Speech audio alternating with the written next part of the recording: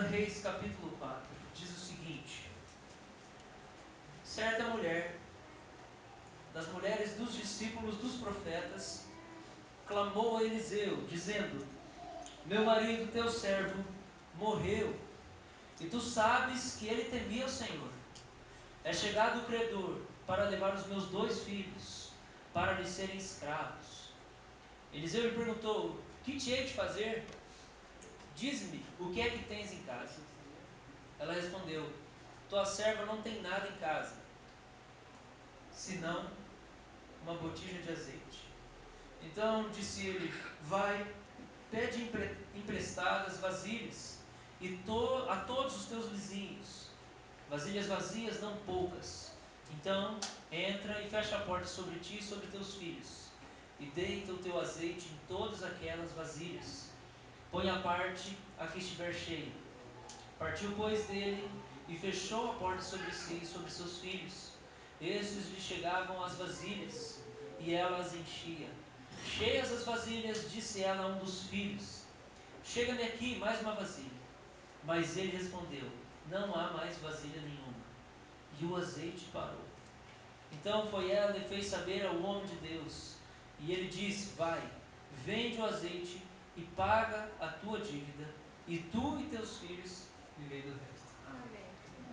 Quem conhece o texto, levanta a mão. Quem já leu ele alguma vez, já ouviu falar dele alguma vez, é a minoria. Esse texto é mais um daqueles textos onde nós ficamos cheios de empolgação, porque mostra o poder sobrenatural de Deus através da vida de um profeta do Antigo Testamento. Quando a gente olha para esse texto está falando sobre a vida de Eliseu. E Eliseu é um dos maiores profetas do Antigo Testamento em questão de milagres e sinais. Ele foi discípulo de Elias. Elias considerado o maior profeta do Antigo Testamento no sentido de poder e de sinais. Moisés o maior profeta no sentido de ter entregue a lei, a instrução do Senhor para o povo. Então Eliseu, ele é um homem muito característico pela sua compaixão. Talvez quem conhece um pouco mais da história de Eliseu pode achar um pouco esquisito, porque existem algumas ocasiões onde Eliseu demonstra um poder que parece que é mais como sinal de vingança, e na verdade é um momento ali onde a gente olha e fala: nossa, que loucura. O Eliseu, num certo momento, logo no começo de 2 Reis, está passando, e aí algumas criancinhas começam a zoar com a careca dele. E as criancinhas falam assim: vai, carecão, vai aí, carecão. E aí Eliseu fala: deixa vocês, pesado. Eliseu segue reto, joga uma praga nos meninos, daqui a pouco vem um urso e come todos os meninos. Gente, no Antigo Testamento as coisas funcionavam assim. A gente muitas vezes fica assustado, mas quando a gente trouxe uma reflexão aqui sobre a intercessão, a gente falou sobre como no Antigo Testamento era mais comum o juízo de Deus do que a misericórdia de Deus se manifesta na vida do povo. No Antigo Testamento era assim: pecou, acabou. Vingança, justiça, juízo de Deus na hora. Raramente você via misericórdia. Na nova aliança, através de Jesus Cristo, a maior parte do tempo, Deus revela a misericórdia em relação aos nossos pecados. E raramente a gente vê juízo imediato, mas a gente ainda vê eles acontecendo. E Eliseu é um homem que é movido nos seus milagres, boa parte do tempo por causa da sua compaixão. Eliseu é alguém que, um pouco diferente de Elias, ele é um pastorzão. Eliseu é um cara que chega e ele profetiza para o rei de Israel, e ele fala algumas coisas e confronta o rei também, mas a gente vê que a maior parte do ministério de Eliseu é um ministério de gente. Eliseu é um cara que está no meio das pessoas, ele conhece a dor das pessoas. Os milagres dele são, a maior parte do tempo, o milagre de flutuar um machado que tinha sido emprestado, e aí os caras estavam lá batendo para construir uma casa e de repente, pum! O machado voou, caiu no rio, e aí o cara: Senhor, meu é emprestado. E aí Eliseu faz Darth Vader, o machado flutua do rio e o cara pega o machado de volta, movido por compaixão. Existe uma outra ocasião onde Eliseu ressuscita um filho. Uma outra ocasião onde estava todo mundo lá, os discípulos dele, e eles iam comer. E a comida estava pronta, e de repente um cidadão da culinária lá, que era mais por dentro, viu que dentro da panela a comida tinha sido feita com a erva venenosa. E aí eles falaram, meu Deus, a gente gastou tudo que tinha com essa comida aqui, e aí nós não vamos poder comer mais. Aí Eliseu chega lá, joga uma farinha e fala assim, pode comer que está resolvido. E boa parte dos milagres de Eliseu são milagres individuais, assim, são milagres movidos de compaixão. E esse texto, mais uma vez, é um milagre onde Eliseu revela a compaixão dele pelas pessoas. Matthew Henry, um puritano, um comentarista, disse que o poder de Deus magnifica o amor de Deus. Magnificar é tornar grande. Então, o poder de Deus magnifica o amor de Deus. Nesse momento, Eliseu encontra essa mulher, e essa mulher chega para ele e fala assim, Eliseu, o meu marido, ele era um homem que era teu discípulo. Ele era um profeta. Nesse momento, a gente já vê que celibato para o ministério é uma coisa que não existia naquele tempo. Você não precisava ficar solteiro para ser um servo de Deus, nem um profeta. E ela chega a Eliseu, o meu marido era teu servo. O Champlin, que é um cara que tem gente que gosta do comentário do Antigo Testamento, outros não gostam, um cara das antigas, aí, um comentarista bem famoso, que tem vários livros, ele diz que Flávio Josefo, um historiador do começo da igreja, dos primeiros séculos da igreja, disse que esse marido dessa mulher era Obadias. Obadias foi o homem que guardou secretamente centenas de profetas, quando Jezabel estava querendo matar todos os profetas, e ela estava matando a maioria dos profetas. Inclusive, Deus fala para Elias, o profeta mestre de Eliseu, quando Elias está em depressão e desesperado, ele pensa assim, Senhor, eu estou aqui abandonado, eu estou sozinho. Deus chega e fala para ele assim, Elias, calma. São quantos, Gil? Você lembra o número que não se dobraram? 3.000, acho. Se não me engano, é 3.000. 7.000. 7.000. 7? Viu? Obrigado. O que seria de pregação sem vocês? Deus chega e fala para Elias, Elias, tem 7.000 profetas que ainda não se dobraram para adorar Baal. E eles estão escondidos lá com fulano. Quem que era? Obadias. Flávio José, um historiador da igreja, que a gente considera muito, diz que o marido dessa mulher, que era Obadias, que foi esse cara que escondeu 7.000 profetas que deram esperança para Elias. Então é um momento onde Eliseu, um cara do povo, movido sempre por compaixão, encontra alguém que fez muito bem para uma pessoa que foi importante na história dele. E de alguma maneira ele tem a oportunidade de manifestar a misericórdia e a gratidão que ele tem. Porque o marido dessa mulher cuidou de Elias no momento de crise do seu ministério. E com certeza Eliseu sabia disso. Então ela chega e fala assim, Eliseu, o meu marido era teu profeta, e ele morreu, ele era servo teu, e ele morreu, e a gente não sobrou nada para a gente, e os credores estão para vir levar os meus 2 filhos embora como escravos. Gente, isso era muito normal na época. Inclusive tem parte da lei que Moisés escreveu, dava permissão para isso. Porque se você não tinha como pagar uma dívida, você ia trabalhar lá para o sujeito. Para quem você deve? Até a dívida se cumprir. Ou então até chegar o ano do jubileu, que é o 7º ano. Então, provavelmente, o que aconteceria aqui nessa ocasião é que os credores pegariam os 2 filhos daquela mulher, levariam aqueles filhos embora, e eles trabalhariam como escravos durante 6 anos. E no 7º ano, os filhos seriam liberados para voltar de volta, para voltar para casa para cuidar da mãe. Mas o que essa mulher ia fazer durante 6 anos, viúva? Ou ela ia se prostituir, ou ela ia virar uma mendiga, ou ela ia morrer. Você entende como Eliseu é movido por compaixão nesse momento? Eliseu é um profeta. Ele conhece coisas acerca do futuro. Ele enxerga além.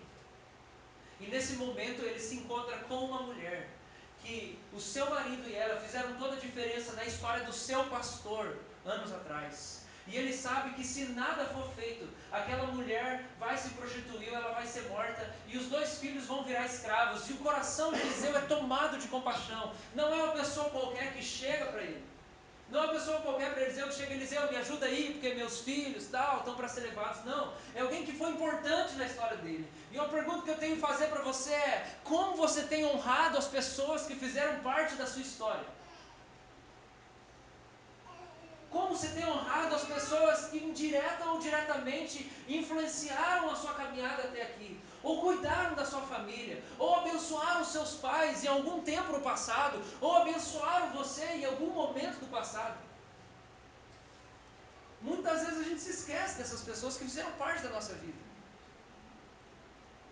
E embora com o passar do tempo a gente pode vir a se distanciar dessas pessoas, o nosso coração precisa ficar sempre atento, porque Deus chama a gente para viver gratidão e para servir e honrar aqueles que cuidaram de nós no passado. Eliseu tem uma chance de fazer isso, e a nossa memória é muito fraca. Então eu queria te convidar, em primeiro lugar, a dar uma sondada no seu coração. Como você tem lidado com as pessoas que fizeram parte da sua história? A gente esquece muito rapidinho as pessoas que fizeram bem para nós, que fizeram bem para os nossos pais e para a nossa família.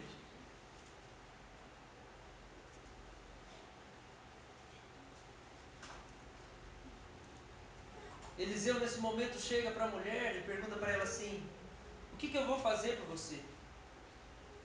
E aí ele pergunta: o que você tem em casa? E ela fala assim: eu só tenho uma coisa em casa, eu tenho uma botija de azeite. Existem duas possibilidades para essa botija de azeite. Naquele tempo, tanto os judeus como os romanos e algumas outras culturas, eles passavam um óleo no corpo depois do banho, para ficar cheirosinho. E eu não sei quantos dias depois eles tomavam banho. Mas eles, devia ser meio francês, perfume francesinho e tal. Era um negócio cheiroso. Existem duas possibilidades. Uma das possibilidades é que essa botija de azeite era um óleo perfumado. E por isso era um negócio muito precioso, que embora aquela mulher não tivesse muita coisa, ela tinha aquele perfume. Uma outra possibilidade é que aquilo era azeite de cozinha mesmo, para cozinhar. Mas eu, pessoalmente, acredito que aquilo era o óleo perfumado. Porque para aquilo se multiplicar tanto em vasilhas, no espaço de uma cozinha, ao ponto de a pessoa viver o resto da vida com o lucro da venda daquilo, devia ser uma coisa mais preciosa do que um óleo de fazer comida. Devia ser um perfume chique. Então penso eu que era um óleo desse de passar no corpo depois do banho, uma coisa bem perfumada, assim, maravilhosa. Talvez você esteja aí percebendo que algum irmão precisa de uma doação. Glória a Deus. Me abençoe. Aliás, deixa eu falar. Naquela hora Eliseu falou assim: então faz o seguinte, mulher. Vai para os seus vizinhos, peça várias vasilhas, junte todas aquelas vasilhas. Ela vai e junta as vasilhas junto com os filhos. E aí depois Eliseu fala assim: começa a colocar azeite em todas as vasilhas. E aquelas que estiverem cheias você deixa de canto. Mas ele fala para a mulher que isso tem que ser feito com a porta fechada, dentro da cozinha, em algum lugar da casa. E a gente vê que aquela mulher e seus filhos começam a derramar azeite nas vasilhas. E depois de derramar azeite nas vasilhas, chega um momento onde ela fala assim: filho, dá mais uma. E ele fala assim: acabou. E o texto diz para nós que na hora que acabaram-se as vasilhas, acabou a multiplicação. E nesse momento a gente vê o milagre da multiplicação. Mas independente de toda essa coisa sobrenatural, independente de toda essa perspectiva que a gente falou, dos profetas e de como Elias tinha sido abençoado pela família dessa mulher, o que a gente vê nesse texto é que esse é um quadro de problema familiar. Eliseu não só está realizando o milagre da multiplicação, gente, e aqui a gente precisa entender isso. O poder de Deus magnifica o amor de Deus. Esse é um momento onde o milagre de Eliseu resolve o problema de uma família inteira.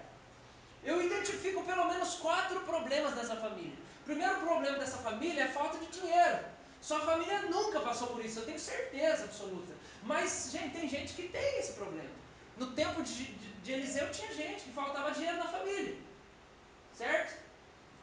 Segundo problema que eu identifico nessa família, eram filhos em perigo. Você nunca deu trabalho para sua mãe, não, né? Ela nunca ficou preocupada com você, não, né? Que você saiu de noite, né? Ah, mãe, vou pra festinha com os amigos. E aí ela achou que você ia voltar à meia-noite. Você chegou às 6 horas. Os caras vai rindo aí, vai entregar tudo. Gente, é um quadro de filhos em perigo. Por quê? Os filhos vão ser levados. Às vezes os filhos passam em perigo por causa de enfermidade. Às vezes os filhos passam perigo por problema de segurança mesmo. Quando a gente foi levar a Larissa depois do acampamento lá na casa dela, estava todo mundo descabelado lá na casa dela, porque ninguém conseguiu trocar mensagem com ela, ligar para ela, achou que ela tinha morrido. Depois de 4 dias, meu Deus! Aí começaram a brigar um monte, assim, a Larissa tentou, não sei o que, ela vai ouvir depois o áudio, ai, o pastor está falando que ele é família. Eu falei, não, gente, a gente é bom mesmo, a gente devia ter vindo falar com vocês aí, e a culpa foi minha também, eu devia ter perguntado se você conversou com seus pais. Terceira coisa que a gente vê nesse quadro de um problema família, ixi, agora vai rolar uma manifestação geral. É uma família sem pai. Mais uma família sem pai. Não existe mais pai. O pai morreu. Quem que vai cuidar dos filhos? Quem que vai ensinar os filhos? Você precisa entender uma coisa. A escravidão muitas vezes acontecia nesse contexto de maneira cruel. Em alguns momentos, alguns senhores levavam aqueles filhos para trabalhar para eles e cuidavam deles muito bem, mas e muitas vezes os filhos eles eram cruelmente maltratados. Quem que é o pai que vai cuidar desses filhos? Quem que é o pai que vai sustentar essa casa? Quem que é o pai que vai educar esses filhos? Mais um problema para a família. O que é? Não tem pai. E quarto e último problema, não tem marido. 4 problemas, pelo menos, que eu identifico nessa família. E Eliseu, quando se encontra com essa família, o seu coração é tomado de compaixão. E quando a gente tem problema na nossa família, e hoje eu quero focar principalmente nisso, a gente precisa abrir os nossos olhos e o nosso coração, porque quando a gente tem problema na nossa família, Deus sempre vai deixar à nossa volta, pelo menos os vizinhos, e a voz dele para nos orientar em como a gente resolve os nossos problemas de família. Todo mundo aqui tem problema de família. Talvez você não seja o pai dessa família, talvez você não seja a mãe dessa família, mas só o fato de você não ter um bom relacionamento com a sua família já mostra que você tem um problema de família. Só o fato de você não conseguir conviver num ambiente pacífico com seu pai ou com a sua mãe mostra que você tem um problema de família. E todo mundo tem, gente. Não adianta a gente falar que não tem. Eu tenho. Essa semana eu sentei com meu pai e com a minha mãe e fui pedir perdão para eles, porque eu estava sendo ridículo numa postura que eu estava tomando com os meus pais. E eu falei, vocês me perdoem, porque Deus me mostrou como eu estava sendo egoísta e como eu precisava perdoar vocês. O fato é que, muitas vezes, a solidão do nosso coração, as angústias do nosso coração, a tristeza que a gente sente, a falta de tato para lidar com as pessoas, a insegurança, existe porque nós temos coisas mal resolvidas com a nossa família. More você com eles ou não. Muitas vezes a gente deixa de morar com eles achando que isso vai resolver, e na verdade a gente está colocando sujeira debaixo do tapete. Só que Deus quer restaurar a nossa família, gente. E se a gente não acordar para essa realidade, a gente vai ser tão problemático quanto os nossos pais foram problemáticos com a gente. Ou vou mudar um pouco a frase: se a gente não atentar para consertar o nosso problema com a nossa família, nós teremos tantos problemas com os nossos filhos quanto nós tivemos com os nossos pais. Ontem, na reunião da liderança da igreja, a gente falou sobre isso, que acabou o tempo, gente. Acabou o tempo da gente ser a galerinha legal, assim, alternativa, onde, ó, chega aí, gente, que nós somos assim e tal. Acabou o tempo, gente. A gente já está crescendo, a gente está amadurecendo, a gente está tendo experiência com Deus, a gente está conhecendo a palavra de Deus. E está na hora da gente começar a tomar algumas posturas de responsabilidade como república. Está na hora da gente começar a assumir que existem algumas coisas que são responsabilidade nossa. E uma das coisas que a gente falou na reunião da liderança é: quem vão ser os primeiros a se dispor a se envolver com o ministério infantil?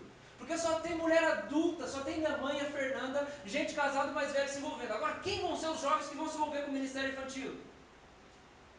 Passou o tempo da gente se relacionar com as pessoas limitado só no nosso gueto. Nós somos underground, não sei o quê, e a gente se dá bem com a galera que é alternativa.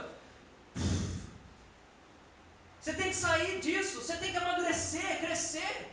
A gente foi chamado para pregar para os gentios, assim como nós somos gentios. Você sabe por que nós estamos convertidos aqui hoje?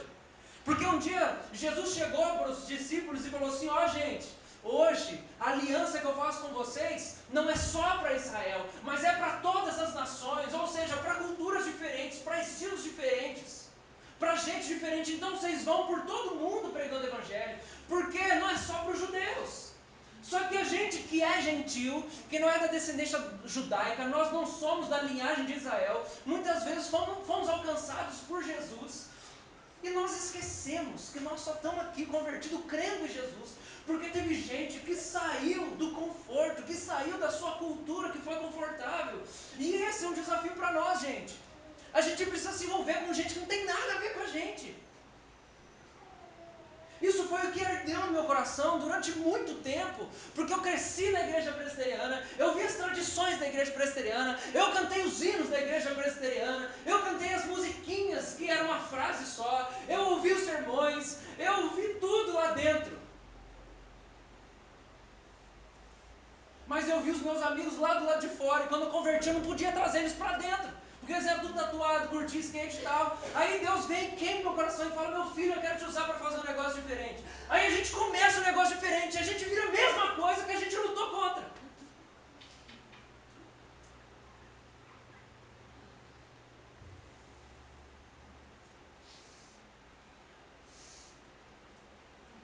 Isso é posição de gente adulta e madura. Uma das coisas que a gente falou na reunião da liderança foi: a gente precisa mudar um pouco o nosso culto, a gente está muito assim, do jeito que a gente gosta. Vamos baixar o volume da música então, tem gente que não gosta. Vamos deixar a luz acesa, porque tem gente que fica meio esquisito, chega aí no culto, a luz está apagada. E cara, se a gente precisar arrancar a bateria, a gente vai arrancar essa bateria, porque isso aqui não vale nada, cara. Isso aqui tudo existe só por causa de pessoas. A igreja existe para alcançar o coração de pessoas machucadas, que não conhecem o amor do Senhor Jesus Cristo. E se a gente não sair de dentro do nosso armário, se a gente não sair de dentro do nosso guetinho, do nosso circo, do nosso showzinho de punk rock, e não for lá atravessar a rua com gente que não gosta do que a gente gosta, a gente está sendo extremamente egoísta, a gente não entendeu o evangelho. É fácil falar com gente que gosta das mesmas coisas que a gente. Só que está na hora da gente começar a amadurecer um pouco. Parar de pensar assim: o meu pai fez isso comigo, minha mãe fez aquilo comigo, minha família foi assim, foi problemática, eu fui abandonado. Tá, até quando você vai ficar reconhecendo os problemas, mas nunca tendo coragem de resolvê-los? A gente precisa resolver os nossos problemas. Se você entende, beleza, mas você vai ficar só... Gente, me desculpe, eu sei que tem muito psicólogo bom, mas tem muito psicólogo que só fica lá. É por causa disso, por causa daquilo, por causa daquilo, por causa daquilo. Maravilha, por causa disso, e daí? É o evangelho que vem trazer o poder sobrenatural para resolver os problemas que os psicólogos conseguem identificar em você. E quando a gente olha para essa família, é uma família problemática, assim como a minha, assim como a sua. E a gente precisa lidar com a nossa família, encarar os nossos fantasmas, encarar as lutas que a gente enfrenta dentro de casa, encarar as lutas com aqueles parentes que a gente tem dificuldade em lidar. Nós precisamos virar, voltar um pouco para trás e começar a voltar para o lugar da onde Deus nos tirou, porque foi isso que aconteceu com a mulher samaritana. A mulher samaritana estava lá em Samaria, e Samaria era uma cidade onde os judeus odiavam. Eles desprezavam Samaria por causa da idolatria e várias outras concepções religiosas que eles consideravam hereges. E aquela mulher vai no poço, e aquela mulher ela tem problema na área sexual, porque Jesus diz: essa mulher já casou 5 vezes e agora ela está com um cara que não é o marido dela. Ela tem um problema extremo de lascívia, e Jesus vai lá, e ele se encontra com ela, e ele se revela para ela, e ele mostra o amor dele. Os discípulos chegam e ficam escandalizados. Sabe por que eles ficam escandalizados? Porque eles falam assim: mestre, como é que você está conversando com a mulher? Além disso, ela é samaritana, Senhor. Eles não tinham entendido para que Jesus veio. E eu quero dizer, se você não vai atrás daqueles que você considera pior que você não entendeu para que Jesus veio. E aí depois que aquela mulher, ela tem um encontro com Jesus e ela se converte, ela volta para Samaria, e quando ela volta para Samaria, ela começa a espalhar para todo mundo: eu encontrei o Messias, ele falou sobre tudo que eu estava vivendo, vocês precisam conhecê-lo. Aqueles homens se abrem e eles vão ao encontro de Jesus, e quando eles estão indo encontrar Jesus, eles encontram Jesus, Jesus se manifesta a eles, eles veem que Jesus é de fato o Messias, e eles se convertem ao ponto de falar: Jesus, você vai ter que ficar aqui um tempo. Jesus fica 3 dias ensinando para eles. Sabe o que aconteceu com essa mulher? Essa mulher, quando ela teve um encontro com Jesus, ela teve o coração transformado, a angústia, a carência gigantesca no coração da gente. Eu fico imaginando essa mulher era insaciável, não só sexualmente, mas emocionalmente, nada enchia o coração dessa mulher. Se hoje é um absurdo para nós, o Fábio Júnior casar 7, 8, 10 vezes, imagina naquele tempo, extremamente conservador, a mulher casou 5 vezes. Essa mulher tinha um rombo no coração, e muita gente aqui vive tentando colocar o tapete em cima do buraco do seu coração, fingindo que não tem coisa para resolver. Quando a mulher se encontra com Jesus, ela vê que Jesus é o Messias, ela volta para o lugar de onde ela saiu. E esse é o nosso chamado, gente. A gente encontrou a água da vida, a gente encontrou salvação, a gente encontrou esperança, a gente se sentiu acolhido. Sabe o que nós temos que fazer? Nós temos que voltar para o lugar de onde a gente saiu. Você precisa voltar lá para a sua família e falar: eu mudei, Jesus mudou a minha vida, eu preciso dizer para vocês, me perdoe por tudo que eu fiz de errado até aqui, porque eu não honrei a vida de vocês, porque eu não honrei vocês, meus pais, meu pai, minha mãe. Às vezes seu pai mora em outro lugar, você precisa fazer uma viagem para ter um encontro com ele. Se consagre, busque a Deus, jejue, ore, clame a Deus por uma direção e vai encontrar o seu pai. Às vezes você precisa voltar para a sua casa e começar a pedir perdão pela sua negligência. Ou talvez você é um cristão, você precisa voltar e começar a pedir perdão porque você nunca iluminou a sua casa. Nós precisamos voltar para o lugar de onde a gente saiu e levar as boas notícias daquilo que Jesus realizou no nosso coração. Nós todos temos problema com a nossa família e nós não podemos negar isso. Durante muito tempo, depois da minha conversão, eu falava: meu Deus, eu não quero mexer com esse negócio aqui. Não quero mexer com isso. Só que chega uma hora, irmão, se a gente quer caminhar com Deus, a gente precisa começar a consertar as coisas que a gente errou no nosso passado. Essa família tem um problema. Talvez problemas da sua família sejam semelhantes a isso. Falta de dinheiro, falta de pai. Alguém da família está em perigo. Falta de marido. Primeira coisa que eu quero refletir com você nesse texto aqui é que para a gente ver Deus trazendo transformação para a nossa família, resolvendo o nosso problema família, a gente precisa fazer o que a mulher fez no versículo 1. Ela clamou a Eliseu e disse: o meu marido, teu servo, morreu, e tu sabes que ele temia o Senhor. É chegado o credor para levar os meus 2 filhos para lhe serem escravos. Primeira coisa que a gente precisa: família precisa quebrar o orgulho. Família precisa quebrar o orgulho. Se a gente quer ver Deus realizando um milagre dentro da nossa família, a gente precisa quebrar o orgulho. A gente precisa se dobrar. A gente precisa parar de ter pose de blindado, alguém impermeável, de que nada atinge, não tenho sentimentos. Tudo que acontece na minha casa, isso não me afeta. É mentira, claro que te afeta. Não me afeta mais se eu sair de casa. Claro que te afeta se você não consegue voltar lá, demonstrar carinho algum, gratidão alguma por aqueles que fizeram parte da sua vida, aqueles que te geraram. Hoje a gente estava lá almoçando com os meus pais e eles começaram a relembrar algumas coisas do passado. E uma das coisas que a gente lembrou foi de quando eu nasci. Eu nasci dia 13 de junho de 1990. Você achou que eu era mais velho, né, por causa da barba. Nasci 13 de junho de 1990 e era um frio. E minha mãe me amamentou por 1 mês só. Porque era muito frio. E o peito da minha mãe secou e sangrava. E eu mamava leite com sangue. E aí nós fomos no médico e depois de um tempo, ele falou assim para tomar leite ninho, né, pai? Foi isso? Leite em pó? leite em pó. E aí ela diz assim, depois que ele descobriu toda a potência da mamadeira, eu perdi mesmo. E minha mãe me amamentou por um mês. E ela narrando a cena, dizendo assim, você mamava no meu colo, e você mamava no meu peito rachado, e você mamava leite com sangue, e eu chorava de dor, e do lado estava o seu pai segurando a minha mão, para eu suportar. Você acha que seus pais não passaram por nada disso na sua criação, não? Você que não sabe.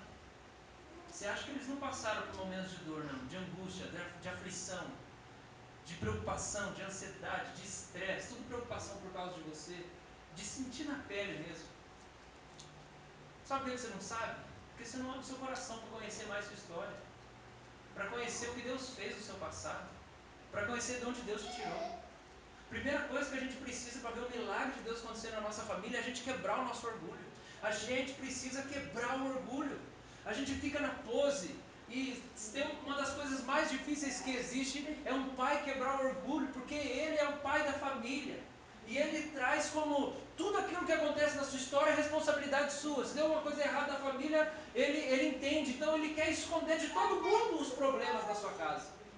E tem pai que se descobre que o filho está dividindo o coração com o pastor ou com outra pessoa da igreja, ele vira o bicho. Mas como é que você está falando as coisas daqui de casa e fora? Tem que falar, meu filho. Vai resolver quando? Se você não quer resolver, tem alguém que quer, né? Mas o pior ainda é quando a gente, como filho, fala assim, não, é só na hora que ele quebrar o coração é que eu vou quebrar o meu coração. E aí a gente fica sem provar o milagre de Deus na nossa vida. A gente precisa quebrar o orgulho. A pior coisa que pode acontecer com uma família é ela querer esconder os problemas que tem. Uma coisa que a gente vê acontecendo no ministério de Jesus, bem parecido com isso, é quando Jesus está lá, se não me engano é Marcos capítulo 6 ou capítulo 7, Jesus está lá, e aí chega uma mulher, e essa mulher ela é sírio-fenícia, e ela é de outro povo. E aí ela chega assim, Senhor, por favor, vem expelir o demônio da minha filha, porque a minha filha está endemoniada. Por favor, Jesus. E aí Jesus chega para ela e fala assim, minha filha, vou te falar uma coisa. Eu vim primeiro para os filhos de Israel, para a casa de Israel. Como que eu vou tirar o pão que é dos filhos e vou dar para os cachorrinhos? E aí aquela mulher fala assim, mas Senhor, os cachorrinhos comem das migalhas que caem da mesa e para eles é suficiente. Jesus fala assim, vai que a tua fé te salvou, sua filha não está mais endemoniada, ela está curada. A gente precisa entender o contexto. Os judeus geralmente tratavam os sírio-fenícios como cachorro, mas cachorro, sabe aquele cachorro sarnento? Aquele cachorro assim, nojento, aquela coisa feia, cheio de ferida, pulguento. Os judeus chamavam os sírio-fenícios e outros povos como esse tipo de cachorro. O cachorro vira-lata sarnento. A palavra que Jesus usa ali não é essa palavra, não é referência a um cachorro sarnento, mas um cachorrinho, uma coisinha fofinha assim. Mas mesmo assim, Jesus naquele momento ele fala assim, eu vim para a casa de Israel, em primeiro lugar, eu não vim para os outros povos. E aí aquela mulher fala assim, mas Senhor, eu como das migalhas que caírem, já está bom demais. Aquela mulher quebrou o orgulho dela, chegou e falou, Senhor, eu sei que eu não sou tudo isso, Senhor. Senhor, eu sei que eu sou uma pecadora, Senhor, mas eu preciso que o Senhor cure a minha família, porque tudo que eu tenho é minha família, a minha filha está endemoniada, o Senhor precisa entrar dentro da minha casa. Aquela mulher quebra o orgulho, e quando ela quebra o orgulho, Jesus entra com o livramento.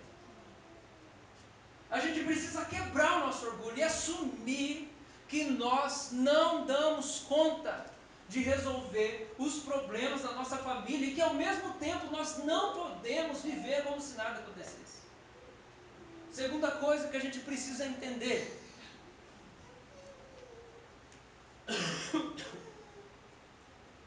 Assim como o Senhor quer realizar milagres para resolver a nossa família, para curar e mudar a história da nossa família e da nossa casa, reconciliar pai com filho, filho com pai, irmão com irmã, mãe com filho, esposa e marido. A gente precisa entender que quando a transformação da família é um projeto de Deus para nós, nós não podemos considerar as nossas limitações. Nós não podemos entender que a palavra final é de acordo com a nossa limitação. Que às vezes o seu pensamento é assim, mas como que eu vou chegar lá e resolver isso? Como que eu vou chegar lá e tratar desse assunto? Eu não sei o que fazer. A limitação da mulher nessa ocasião aqui é que ela era viúva e ela só tinha uma botija de azeite, gente. Ela não tinha mais nada. Ao mesmo tempo ela acredita na graça de Deus e ela vai buscar Deus através da figura de Eliseu. A gente precisa entender que Deus não está preso às nossas limitações. Talvez você pense assim, eu não tenho estrutura, como que eu vou chegar, como que eu vou falar? Não se preocupa. O que Deus requer de nós é o quebrantamento, e que a gente chegue para Ele e fala, Deus, me ajuda, porque eu não sei lidar com isso. Tem muitas coisas que eu não sei como resolver. E durante algum tempo eu vinha orando, Deus me ajuda, como que eu vou resolver isso? Deus, como que eu vou lidar com esse problema dentro da minha casa? Como que eu vou resolver isso? E simplesmente, gente, quando a gente estava quinta-feira aqui nos Barbas, e aí alguém estava contando sobre como foi a semana, o Espírito Santo me deu coragem e falou assim, é hoje. É hoje. Hoje você vai lá e você vai conversar com eles. Então tá bom, é hoje. E simplesmente eu me senti capacitado por Deus. Porque na semana passada eu já tinha clamado, na outra semana eu tinha clamado, eu já tinha aberto meu coração e colocado ele diante de Deus. A gente precisa entender que quando Deus tem um milagre para fazer na nossa família, nós não devemos considerar as nossas limitações, mas a gente precisa olhar para o poder de Deus. Porque se Deus nos ama, Ele quer magnificar o amor dEle através do poder dEle. Deus quer mostrar o amor que Ele tem por você através dos milagres que Ele quer fazer na sua vida. E por último lugar, a gente precisa entender algo que está lá no versículo 5. Depois de Eliseu dar ordem, no versículo 5 ele diz o seguinte. Desculpa, versículo 4. Então entra e fecha a porta sobre ti e sobre teus filhos, e deita o teu azeite em todas aquelas vasilhas, põe a parte a que estiver cheia.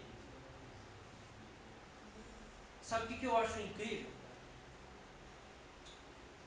A gente hoje está numa febre de milagre na TV, né?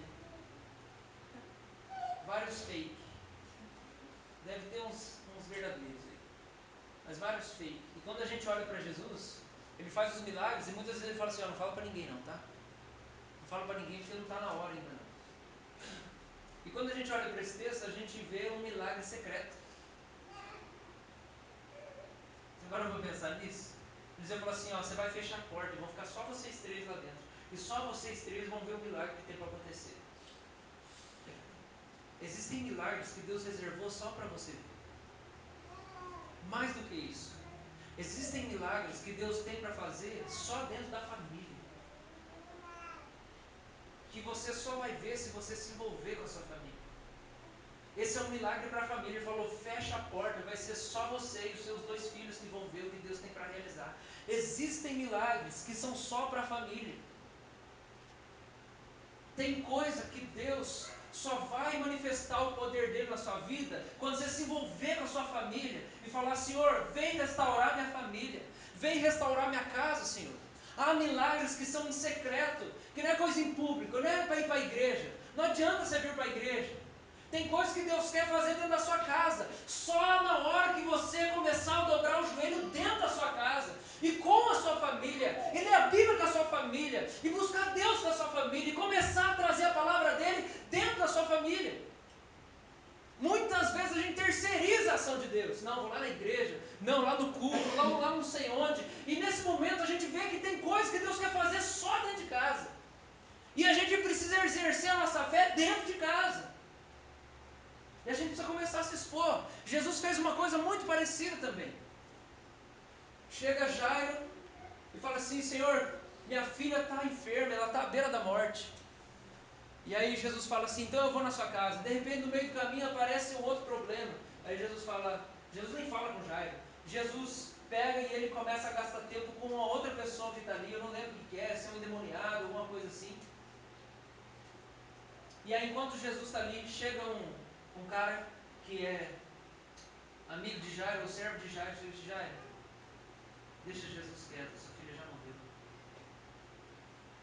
Jairo, não mexe mais com Jesus não,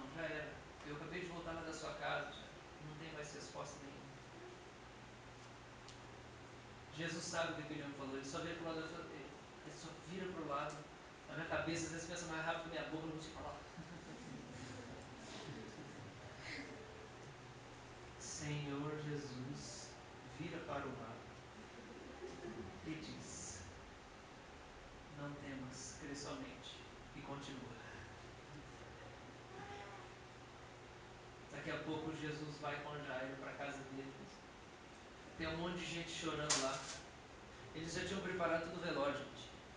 Porque naquele tempo, naquela cultura judaica, quando alguém morria, muitas vezes se não tinha muito parente, sabe o que eles faziam? Contratavam a gente para chorar. É verdade. Eu já fui em velório que não tinha quase ninguém. Gente, é pior do que morrer pessoa, não tem ninguém para chorar. É um luto duplo, que tristeza, que família solitária. Eu já fui em velório que tinha meia dúzia de gato pingado lá. Por que a gente fala gato pingado? Não sei. Mas tinha meia dúzia de pessoas. E os caras tinham contratado lá o pessoal para chorar, lá, os chorandeiros. E aí, Jesus chega lá e alguém fala assim: ah, ela já está morta, não adianta nada. A menina tinha uns 12 anos. E aí, quando Jesus chega diante da menina que está deitada, filha de Jairo, Jesus fala assim: fica calma, ela só está dormindo. Os chorandeiros começam a dar risada de Jesus. Eles começam a tirar sarro de Jesus. Gente, como eu queria ver isso aí, gente. Gente, os caras tirando sarro de Jesus, gente. Eles não têm noção de nada, né? Jesus podia fazer que nem Eliseu. Apareceu um urso na janela. Da onde veio o urso? Não sei. E aí ele chega para a menina e fala: Talita cumi. Levanta, menina. Aquela menina acorda, ela ressuscita, gente. E aí toda a família se alegra. Mas naquele momento tem uma coisa, que é um detalhe que a gente precisa prestar atenção. Quando Jesus chega perto da menina, antes de fazer aquele milagre, ele manda todo mundo sair da sala. Todo mundo sair do quarto. Sabe por quê? Porque aquele é um milagre só para a família. A gente precisa entender isso. Existem milagres que só vão acontecer dentro da nossa família, que Deus reservou para serem realizados na nossa família, no meio do nosso pai, da nossa mãe, do nosso irmão, da nossa irmã, do nosso primo, do nosso tio, que está completamente perdido, ou dentro do seu próprio coração, porque você não suporta aquele parente. Existem milagres que Deus reservou para realizar só dentro da sua família, e só a sua família vai perceber. E sabe de uma coisa? Deus não precisa que o pastor vá lá. Ele não precisa. Ele não precisa que essa pessoa da sua família venha no culto aqui. Deus precisa só que você se posicione. Não temas, crê somente. E vá com fé, crendo que Deus quer realizar algo dentro da sua casa. Eu tenho orado para Deus me usar para converter minha outra avó e avivar a alma dela e firmar minha tia. Sabe o que aconteceu? Meus pais se converteram em 1993 na igreja presbiteriana, lá em Managuari, naquilo que foi chamado de o culto do amigo, que era um culto evangelístico. No final o pastor fez um apelo. Sabe quem foi chorando lá na frente? Meu pai, minha mãe e minha tia, irmã do meu pai. Eu tinha 3 anos de idade, gente. Eles mal sabiam de tudo que ia acontecer. Mal sabiam que Deus ia fazer através da vida deles, que Deus ia me levantar como homem de Deus, eles mesmos seriam abençoados e ia me usar. Deus tem coisas que você nunca imaginou para fazer dentro da sua família. Só que aí os meus pais, eles saíram da igreja católica e foram para a igreja presbiteriana. Eles conheciam muito bem as coisas lá, não é gente que só foi lá, não, eles cresceram envolvidos com a igreja católica, e as cerimônias, e coroinha e tudo mais, e estudavam. Minha tia não teve coragem de fazer isso, ela era solteira ainda, e ela foi se envolvendo. E eu tenho orado: Deus, me usa poderosamente para abençoar minha avó, minha tia. Esses dias eu fui dormir na casa da minha avó lá, saí com a minha avó, que é minha tia, a gente saiu, e aí eu orei à noite, falei: Deus, eu quero me ensinar a Bíblia para minha avó. Deus me usa para ensinar a Bíblia para minha avó. Outro dia de manhã eu acordei e falei assim: Arthur, vem aqui se você pode me ajudar a entender. Eu falei: não acredito. Eu não acredito, Jesus. Você não quer viver isso dentro da sua casa? Existem milagres que Deus tem para fazer só dentro da sua família. Amém? Amém. Você precisa abrir o seu coração, você precisa quebrar o seu orgulho, você precisa parar de considerar a sua limitação. Ah, não consigo, não vai dar certo. Deus é maior que você. Ele pode multiplicar a sua coragem, igual Ele multiplicou o óleo. Ele pode multiplicar o seu amor, igual Ele multiplicou o óleo. Ele pode multiplicar a sua capacidade de perdoar. Você precisa experimentar disso. E nós como igreja, gente, nós precisamos experimentar disso. O perfil do milagre de Deus na nossa vida é que muitas vezes, presta atenção, Deus vai restaurar o que foi perdido. E no caso aqui, restaurou dinheiro, restaurou segurança para os filhos. Mas em muitos aspectos, quando Deus vai realizar milagre na nossa família, Ele vai substituir o que a gente perdeu. Porque no capítulo seguinte, Eliseu ressuscita uma pessoa. Ele podia ter ressuscitado o pai daquelas crianças, daqueles filhos. Ele podia ter ressuscitado o marido daquela mulher. Mas aquele não era o projeto de Deus. E a gente não entende todos os projetos de Deus. Eu preciso dizer para você aqui, o projeto de restaurar a sua família é de Deus, não é seu, é uma ideia dele. E você precisa deixar Deus fazer do jeito que Ele quer. Há coisas que Deus vai restaurar e vai fazer tudo novas. E há coisas que Ele não vai restaurar e Ele vai substituir. Para encerrar, sabe por que Deus deixou o pai morrer? Eu não consigo enxergar nada mais claro que isso, e possivelmente existem mais motivos, mas o que arde no meu coração quando eu leio esse texto é que Deus deixou o pai desses filhos morrerem, para que eles se manifestassem, marcassem a infância dessas crianças, para que para sempre eles nunca esquecessem que eles só não tinham virado escravos, porque o Deus gracioso que é Pai se manifestou na vida deles. A identidade da família foi lembrada naquele momento. Fui eu que criei vocês. Vocês só são família porque eu dei para vocês o pão de cada dia, porque eu coloquei comida na mesa de vocês, porque eu permiti os pais de vocês se casarem, porque eu sustentei e dei emprego para os seus pais até aqui, porque eu dei saúde para você quando você estava doente até aqui. Às vezes Deus deixa a desgraça entrar na família, para a gente poder lembrar qual é a nossa identidade. Nós somos filhos dele, antes de tudo. Deus está interessado em transformar nossa família. Amém? Amém. Você quer isso para a sua casa? Amém. Vamos orar por isso. Vamos orar por isso. Você pode se colocar de pé?